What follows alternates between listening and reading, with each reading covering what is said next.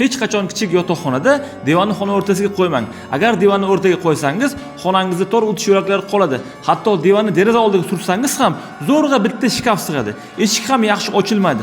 Stol qo'yish esa deyarli imkonsiz bo'ladi. Savlat mebel jamoasi xonangiz dizaynini butunlay o'zgartirgan bo'lardi. Birinchi bo'lib, shkaf bilan divanning o'rnini almashtirib, divan yoniga yumshoq panel o'rnatiladi. Kravat bosh tomoniga past balandlikdagi javon qo'yib, kiyimlar va mayda buyumlarni joylashtirish uchun joy hosil qilinadi.